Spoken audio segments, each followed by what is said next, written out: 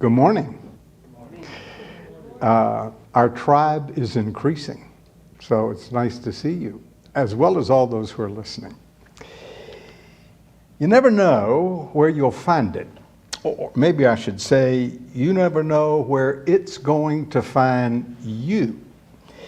As one fella wrote, quote, "I get yelled at fairly often in my job. And not just yelled at. Sometimes it's face-burning, vein-popping, out of your lungs, screaming fury." Where did he encounter such a job? What was the occasion? He said, "I am a kid's hockey coach." He gets yelled at by the coaches, the other coaches, the parents, and sometimes the kids themselves. So let me ask you a question. Where does anger find you? I dare say you don't have to be very old for anger to come into your life. I've talked to enough people in my lifetime to know that some people experience it early from their fathers. They get it at home from their mothers, or they get it as they grow older from their peers, maybe their siblings. They get out of school and go to work and they get it from the boss, or if they go into athletics, from the coach. And then, of course, if you get married, how many times have I heard about that? That married people get angry at each other. So, how do you handle an angry person?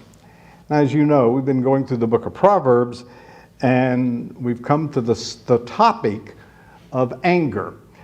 There's so much material. I divided this subject into two parts. And last time, I spoke about anger from the point of view of you being angry. But as I looked at all the verses on anger in the book of Proverbs, I couldn't help but notice that a number of these verses don't talk about your anger, it talks about somebody else's anger. So I decided to talk about how to handle anger that belongs to somebody else. Now, before we look at Proverbs, I want to give a little disclaimer.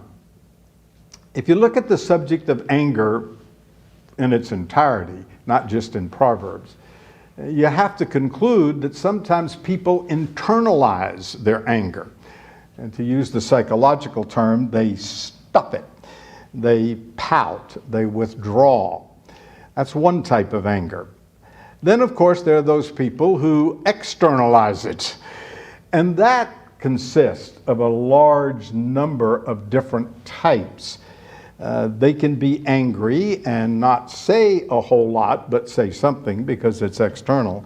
Or they could yell and scream and swear and even throw things.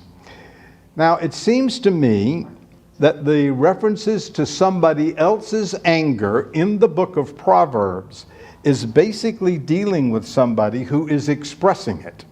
It's not dealing with those who internalize it. And I think that depending on the verse, we have to look at what the expression might be, because there's a number of different ways you can express it. But basically, I think these verses are probably talking about verbally aggressive people who are throwing insults and maybe even threatening. So we need to keep in mind that there are all kinds of different types and kinds of anger as we look at these verses. Now, with that in mind, what does the book of Proverbs say that you should do when you've encountered somebody who is angry? Well, basically, I'm going to suggest two things. First of all, I think there are several proverbs that acknowledge that dealing with an angry person is difficult. Now, that might be like saying the obvious, but a lot of proverbs is like that. But I think we should review that dealing with an angry person is difficult. And maybe that's the first thing you need to know, that you're dealing with a difficult situation. For example, look at Proverbs 27, verse 3. Proverbs 27, verse 3. It says, a stone is heavy and sand is weighty, but a fool's wrath is heavier than both of them. Proverbs 27 verse 3 talks about a fool's wrath. The commentators go crazy trying to identify this person. They say things like, he has unreasonable passion. He is unreasonable. He is excessive. It's ungovernable. It's furious destruction. At any rate, this is no doubt somebody who is expressing verbally aggressive anger. And he's called a fool. And what that says, if you are on the receiving end of that, is that that is heavier than carrying a large stone or a heavy bag of sand. Matter of fact, the point seems to be that a man would rather carry a heavy stone or a large bag of heavy sand than to be constantly annoyed by a loud-mouthed fool. If you've ever encountered such a person, you know whereof I speak, that it can just be a weight. It can be difficult.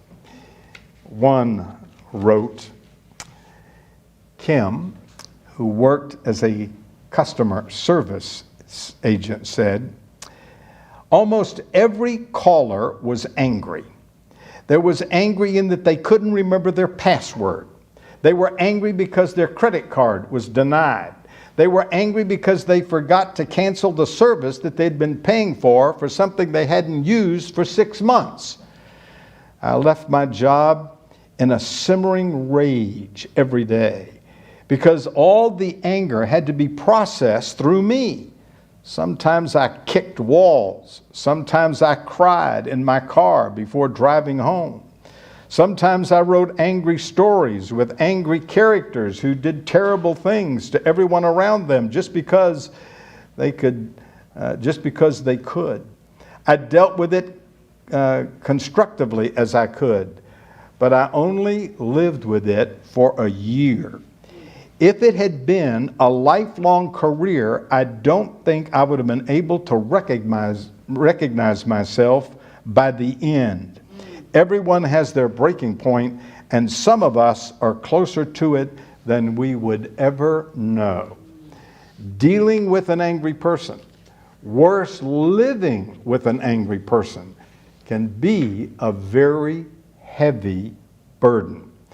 In other words, it's difficult. There are other proverbs that say something similar. For example, in Proverbs 29:22, the text says, an angry man stirs up strife, and a furious man abounds in transgression. Now, some commentators want to make this two different people, an angry man and a furious man, but most conclude that it's talking about the same person, and that it's talking about somebody's general disposition, not a temporary state or stage they're going through. Now this is interesting. An angry man stirs up strife. A furious man abounds in transgression. All right, the Bible says be angry. Remember that in Ephesians 4:26? And sin not. So can you be angry and not sin? Yeah. Is there such a thing as righteous indignation? Sure. But this is going way beyond that. This person is not angry and not sinning. This person is not stopping when the sun goes down, because it says they abound in transgressions. So these are angry people who stir up strife, which simply means they're causing trouble. They quibble over little trifles. A hot temper is the cause of many sins. Someone has said, people who are furious abound in sin, being controlled by passion instead of wisdom. Quick-tempered people act foolishly. They have lost self-control, perhaps committing such sins as cursing and insulting others, misusing God's name, being rude, lacking kindness, being cruel or oppressive, being proud. Their furious spirit carries them to extremes. People filled with angry passions are prone to excessive and prone to final excuse their excesses. So, he is simply saying that people who get angry, and it's part of their disposition, can commit all kinds of sin. I remember years ago reading a book written by a fellow who was in the ministry. And he wasn't writing about anger, and I'm not sure of the context. I just thought it was such an interesting way to say it. I wrote it down and stuck it in my illustration file.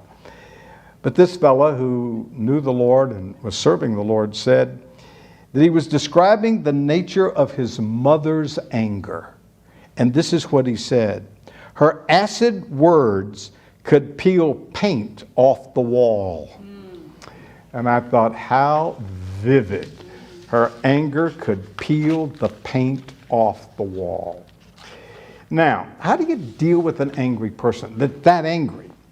Well, this verse is not telling us how to do that. We'll get to that in a bit. It's just saying it's difficult to deal with. But in the process of doing this, I thought, what would psychologists say about this? It's such a common problem, and counselors have to deal with it all the time. So I got on the internet and Googled it. And lo and behold, I found an article in Psychology Today that said 5 ways to deal with anger. Number 1, ask yourself if anger is justified. Number 2, stay calm, at least on the outside. 3, avoid character assaults. 4, know when to disengage. 5, stay safe. I thought that was interesting, and especially in light of that proverb, that if they are capable of numerous transgressions and you're dealing with them, stay safe. Now, I thought that was a helpful suggestion. Could you be a little more specific? How do you do that? Then I found another article that gave some specifics. It said this, that you suggest that the two of you sit down in chairs. Notice where the exit doors are, just in case. Attempt to maintain distance about 2 arms length away from your adversary. Control the speed of your speech. In other words, stay safe by planning how you would physically get out of there if you needed to. Now, obviously that doesn't apply to all cases, but if he's capable of all kinds of transgressions, that's something you should think about. In light of that, I thought, all right, how would you stay safe? What should you do? And I have a suggestion. If you get into a discussion with an angry person, I'm going to make all kinds of suggestions before this is over on how to handle that. But in the sense of staying safe, maybe sometimes what you need to do is simply say, I need to go to the restroom. And maybe, usually an angry person will let you do that. And maybe while you do that, they can calm down. And maybe if it's so serious, you would have time to call for help. But just as a very practical suggestion, knowing that you're in a difficult situation that could escalate and get very serious, maybe one of the things to do is ask to go to the restroom, just to have a break. All right. Another proverb says this situation is so difficult that there are some people you cannot help. Look at Proverbs 19:19. Proverbs 19:19 says, a man of great wrath will suffer punishment. For if you rescue him, you will have to do it again. Boy, does that speak to me. If you've done any counseling at all, you know that you can give some people advice and you're going to have to do it over and over again. Maybe that should speak to parents. They have to be told more than once. But I think this proverb is suggesting that there are people that just aren't going to learn. In other words, this is a difficult situation, and you just need to know that there are some people that aren't going to get it. So anger harms the people who are angry. You can't help them. Even though they're angry and it hurts them, they're still going to be angry. Someone has said the acid of anger harms the one in whom it's stored more than the one in whom it is poured. And that is true, but they still hang on to the anger. Matter of fact, this is very difficult. Anger distorts your thinking. Now think about that for just a minute. Anger distorts your thinking. Matter of fact, I remember many years ago grappling with some stuff and how to deal with people and emotions and that kind of thing. And I decided that there are three emotions that if you have them is going to distort your thinking. Anger, fear, and guilt. If somebody is very angry, they aren't thinking straight. So that makes this a very difficult situation. So trying to reason with them or rescue them from their anger is fruitless and a frustrating endeavor. You cannot reason with an angry person. Depends on how angry they are. Some you can if they calm down. But I'm suggesting that what this proverb says, a man of great wrath will suffer punishment. For if you rescue him, he will do it all over again. Even when it hurts him, even when he's punished, it's going to hurt him, and you cannot reason with that kind of person. I've learned that the hard way. You just can't reason with them. So just relax. No, this is a difficult situation. Outside help does not solve an inside problem. So, this is difficult. Now, that being the case, there's another proverb that gets into what you should do, only this tells you what you should not do. There are a couple of things you should not do before we get into what you should do. Look at Proverbs 22:24. 22, 24, and 25. All of these proverbs so far are saying one way or another that dealing with this person is difficult. So, 22:24 says, make no friendship with an angry man, and with a furious man do not go, lest you learn his ways and set a snare for your own soul. Wow, is that interesting? Do not establish a friendship with an angry person. All right. This particular Hebrew word that's translated anger pictures a rapid breathing, perhaps a passionate person. Matter of fact, it's sometimes translated passionate. And the one that's translated furious means hot, and it refers to burning anger or rage. In other words, this passage is speaking about a hothead. So, people who keep company with hotheads are perhaps going to become like them. Bad company is bad business. Sin is contagious. It never loses its infectious character.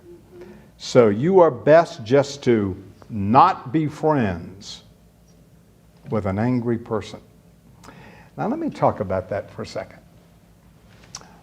I think I've mentioned before that Proverbs starts out with Solomon talking to his son, and one of the things he tells him up front is be careful of your companions. That's in chapter 1. He goes in length about that.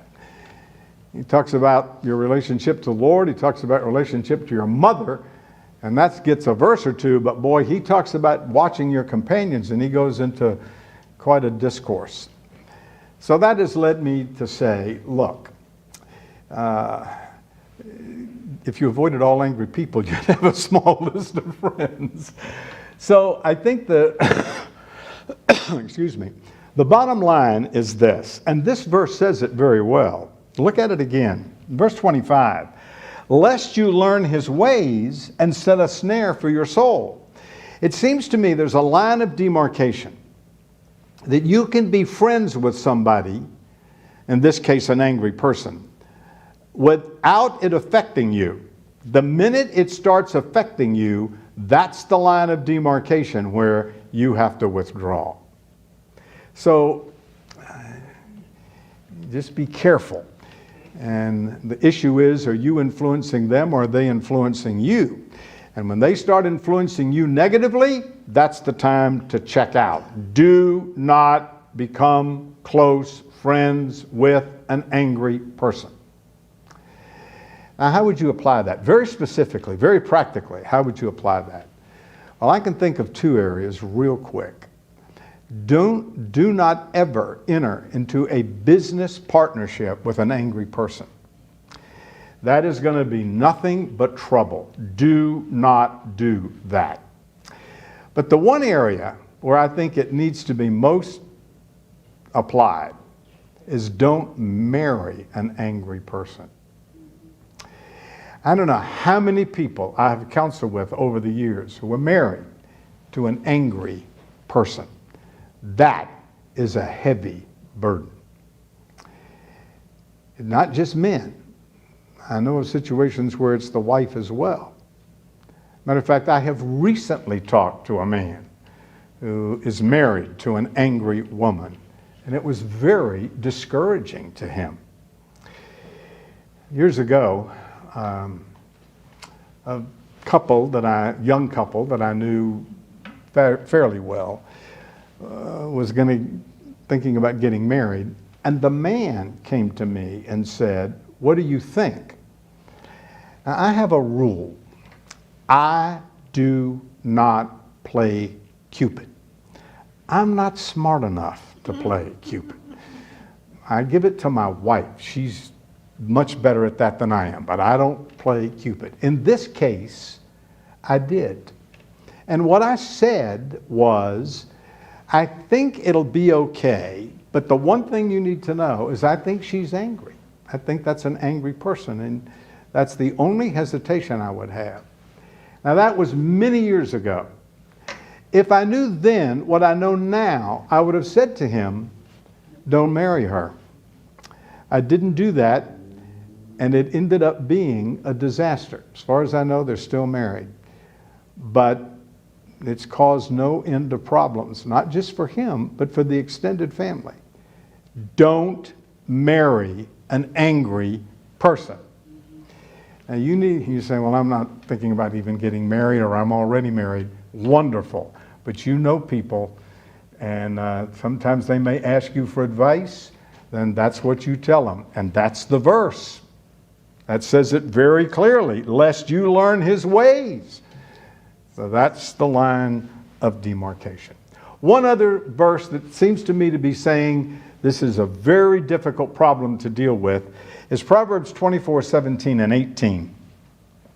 That says, do not rejoice when your enemy falls.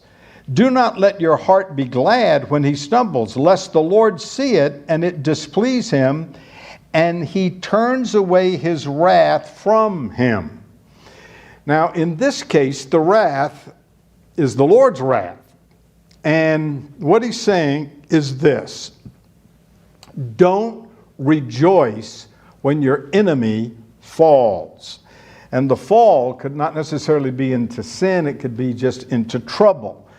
And the point he seems to be making in this verse is, he who is glad at calamity will not go unpunished. The Lord will get angry at you. Or to say the same thing another way, God hates gloating because it suggests a superior attitude. There's anybody in the Bible that exemplifies this? It's David. He had an enemy, Saul, Saul was out to kill him. Once David was hiding in a cave, was asleep in a cave, and Saul came in, and David did not take advantage of him or hurt him. Then Saul died. Here is what the scripture says about David when Saul, his enemy, died. 2 Samuel chapter 1, verse 11. Therefore David took hold of his own clothes and tore them, and so did the men who were with him. And they mourned and wept and fasted till evening for Saul and for Jonathan his son, for the people of the Lord and for the house of Israel, because they had fallen by the sword. David did not gloat or rejoice. He mourned, even though Saul was his enemy. All right, how are we doing? The only point I think all of these put together is saying is that dealing with an angry person is difficult. It's a heavy burden. It causes conflict. You can't help them. So don't become friends with them. On the other hand, don't rejoice when they fall into trouble either. All right, all that's interesting. But how do you deal with an angry person? What do you do? What specific things can you do besides go to the bathroom? What do you do? Well, I want to talk secondly about that. Everything I've said thus far, one way or another, is saying they're difficult people. But there are 7 proverbs that I think tell us what to do. Now, I wrestle with giving you this all at once because it's too much. And then I thought, well, let's just survey the scene. Some of you take notes. Maybe you should write these 7 verses down, and maybe some of the one or two of these things will pop out at you. As far as I can determine, this is what Proverbs says. There are other things that could be said. This is not exhaustive, but this is what Proverbs says about dealing with an angry person. Number 1, seek to prevent it. If at all possible, seek to prevent it. Proverbs 29 verse 8 says, scoffers set a city aflame, but wise men turn away wrath. This is a very vivid proverb. A scoffer, that's someone to which nothing is holy. They despise all authority. In this case, they set a city aflame, which indicates that they not only disregard God's law, but they also despise civil authority. And beyond that, that they can cause no end of destruction in their anger. They set a city aflame. Well, I'm telling you, the more I go through Proverbs, the more relevant it is to last week's newspaper. Are there angry people that set a city aflame? All right, I digress. Back to the verse. So what's it saying? It's saying simply that scoffers are troublemakers. They set a city aflame. And the wise are peacemakers. Scoffers are troublemakers. Wise people are peacemakers. So, how do you turn away wrath?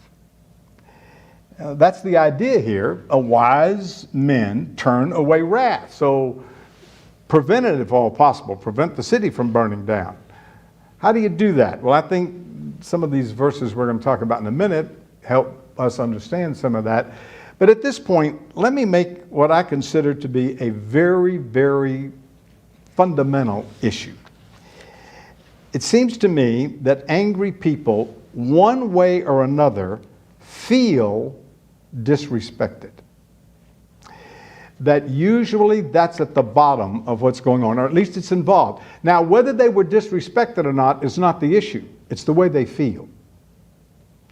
So one of the things that happens when you encounter an angry person is you tend to respond with anger. So I think what the scripture is saying is a wise person turns it away. They turn away their own wrath or anger, and in so doing they are helping to calm the guy that's burning down the city, and in so doing you're trying to prevent the anger from escalating and burning the whole city down. Wow. All right. I want to pursue this just for a second. In dealing with an angry person, this really comes down to who you are as a person. This proverb says, a wise man or wise men turn away wrath. Now, I think it's involved in what they do that's wise action, but it's who they are. They're wise people, and they use wise approaches to dealing with the situation. Now, this doesn't sound like it's directly related, but I think it is. In Colossians chapter 3, verse 12 says, as the elect of God, holy and beloved, put on tender mercies, kindness, humility, meekness, long-suffering, forbearing one another and forgiving one another. If anyone has a complaint against another, even as Christ forgave you, so you must also do. And above all these things, put on love, which is the bond of perfection.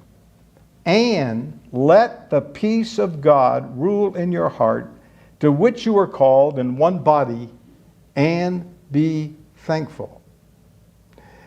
Now, there's a lot of spiritual truth in this little passage.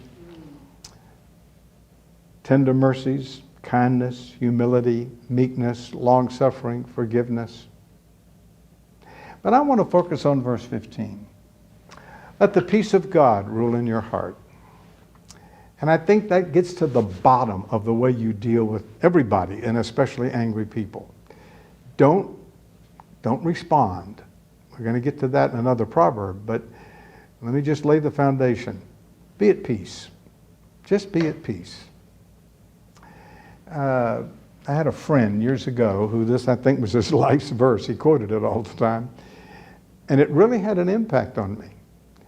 The verse actually is saying, let the peace of God rule, and the word is umpire. Let the umpire call the shots. So just be at peace. So when people get angry, I'm not, the way he put it was, I'm not going to let you steal my peace. Just be at peace. Or that article I read said from Psychology Today, be calm. Just relax, be at peace. That's very important. So you prevent it by being a wise, calm, peaceful person. Now, there are other things we can say. But by the way, part of what I wanted to say here is respect them. Don't disrespect them. And that's why I read that list in Colossians.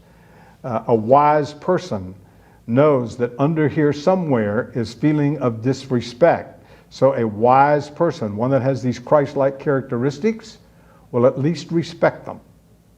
Respect them. That will help prevent the burning down of the city. Now, Proverbs 15:18 says, a wrathful man stirs up strife, but he who is slow to anger allays contention. Allays contention. He sets it aside. And again, wrathful here means burning anger. This is the hot-headed person that blows up and he ignites contention. Someone has said, anger is an ill wind that can quickly blow out the lamp of reason and good judgment. Another has said, people who fly off into a rage always make a bad landing. Don't bring water, don't bring fuel to the fire. So be slow to anger. Don't you get angry. And that goes right back to that list of virtues in Colossians chapter 3. Just be gentle and forgiving and calm and don't respond in kind. Be slow to get angry. Now, sometimes that's very difficult, especially if the person is angry at you. You know? And especially if they're angry at you unjustifiably. If they're accusing you of things that you aren't guilty of. That's when it's hard to take. And so what happens? It triggers anger in you. And what does that do? Escalate the situation. And before you know it, the city's burning down.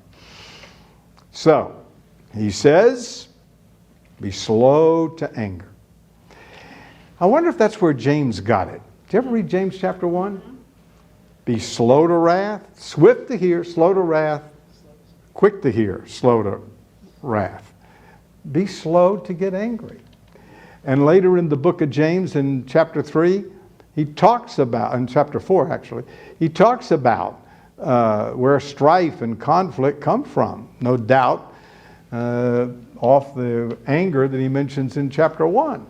So, be slow to get angry. All of which means you're going to have enough Christ-like spiritual control temperament to have self-control.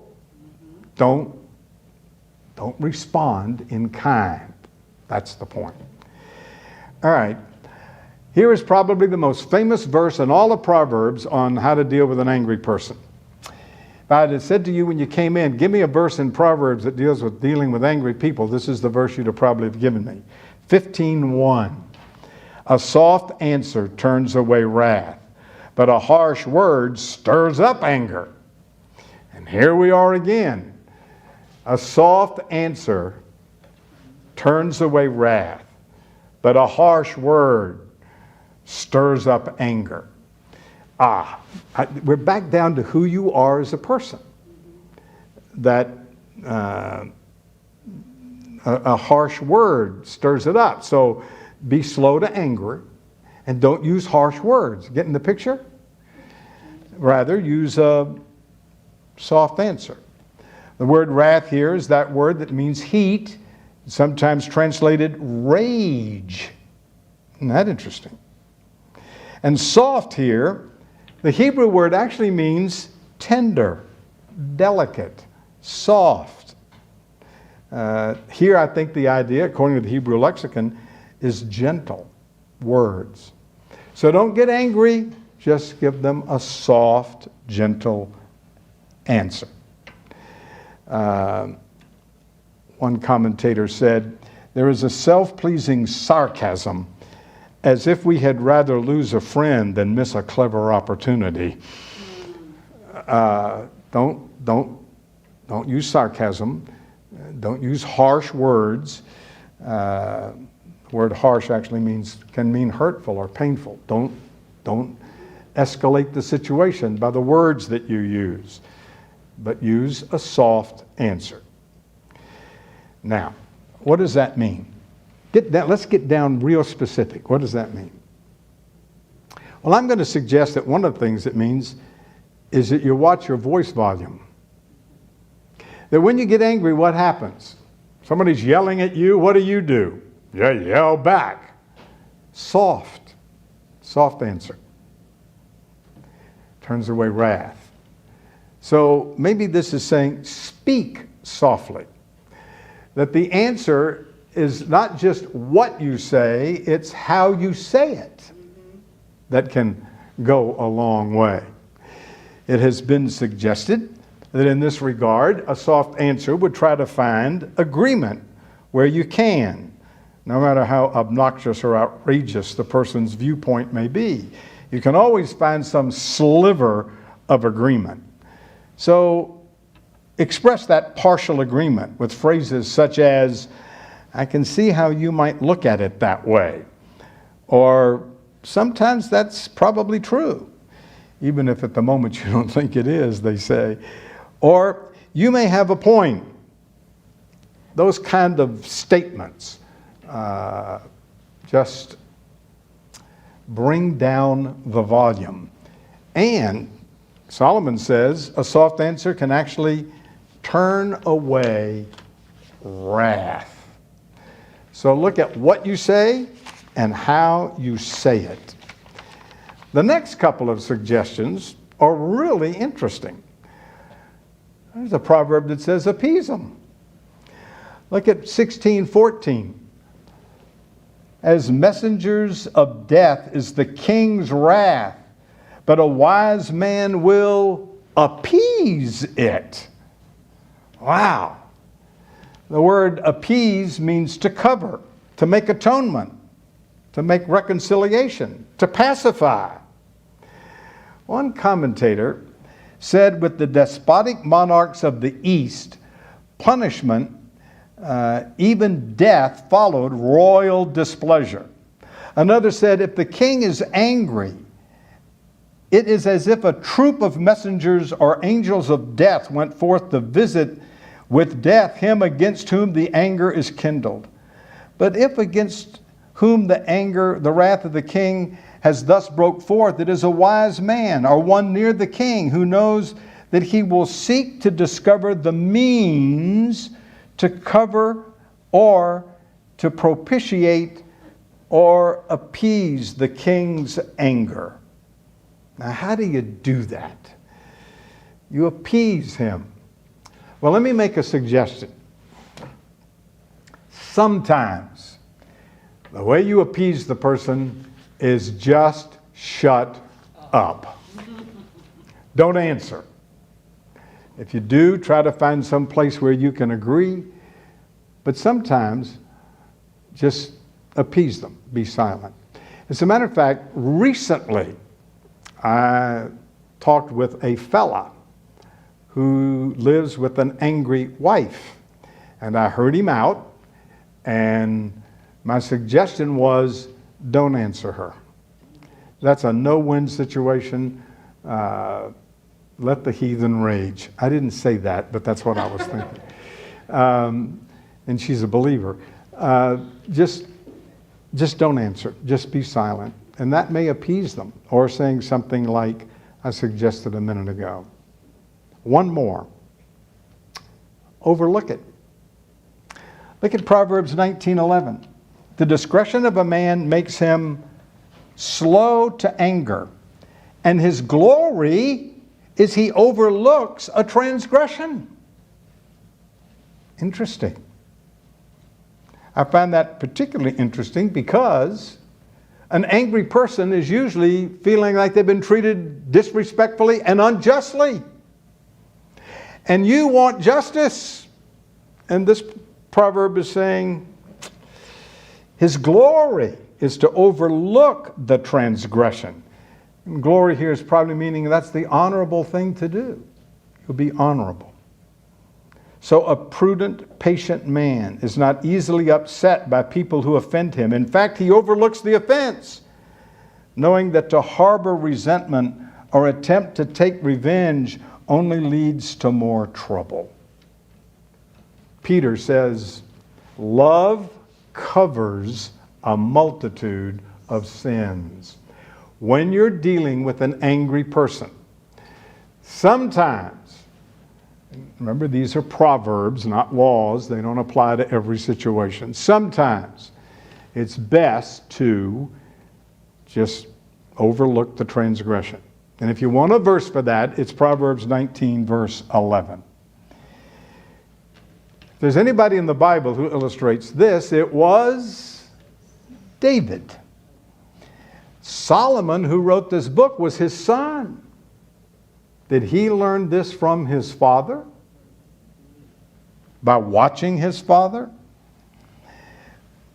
Very possibly. Those who have insight are slow to get angry. And when they do not hold it onto it. They replace anger and resentment and malice with forgiveness and forbearance. When it comes to anger, practice self-control, not self-indulgence. I said that was the last proverb. I have one more. That was number 6. Here's number 7. This one's going to really surprise you. One is overlook it. Give them a gift. Proverbs 21:14 says, a gift in secret pacifies the anger, and a bribe Behind the back, strong wrath. Proverbs 21:14. You pacify. It means to soothe or subdue by giving them a gift. And maybe give it to them in secret, which even implies that a bribe could calm wrath. Now, I need to quickly add, this proverb is not condoning bribes. There are plenty of passages of Scripture that say that in Exodus and in Deuteronomy. It is simply stating a fact. And the fact is, money talks. Bribes work. Gifts can pacify anger. It's just stating a fact. Whew. Did we learn anything? That was a lot of material. Did you get it? All right.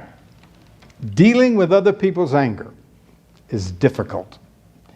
And sometimes it's impossible. So what you should do is, if at all possible, prevent it. Be slow to get angry yourself. Give a soft answer. Appease them. Overlook it. Give them a gift. And do not become their friends or rejoice when they fall. Interesting. Now, I want to conclude by looking at another proverb, one more. In Proverbs 22:8, it says, "He who sows iniquity will reap sorrow, and the rod of his anger will fail." In the final analysis, anger does not work. It's going to fail. And the word fail or sorrow here means trouble as well as wickedness. So those who sow seeds of wickedness will reap a harvest of trouble. So the rage that's used as a rod to smite others will fail. What the wicked achieve through their fury will not last. Now, what I've done in 2 sessions is talk about anger. I've talked about anger that we have, and now in this session I've talked about anger other people have. And the bottom line, I think, is that last verse. We need to deal with it biblically. And one of the things we need to know is anger is going to hurt you. Paul is very emphatic when he says, "Let not the sun go down on your wrath," even when it's righteous indignation.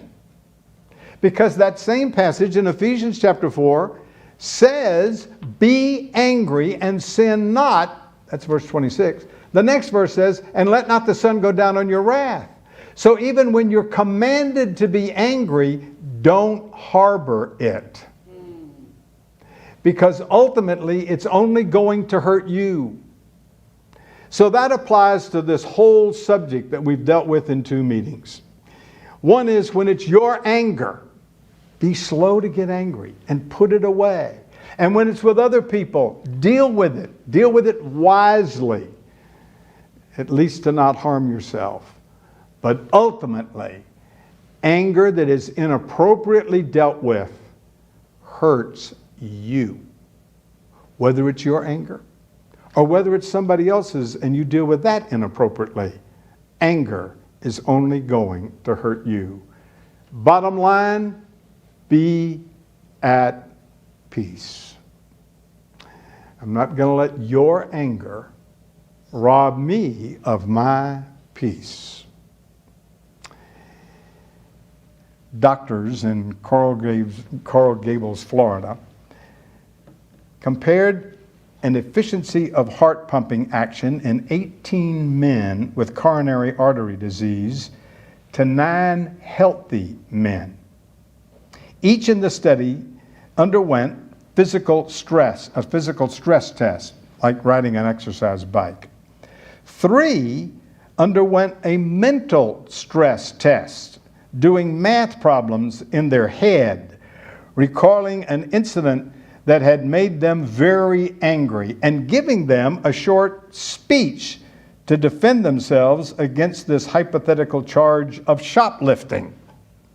Then, using X-ray techniques, the doctors took pictures of the subject's heart in action during the test.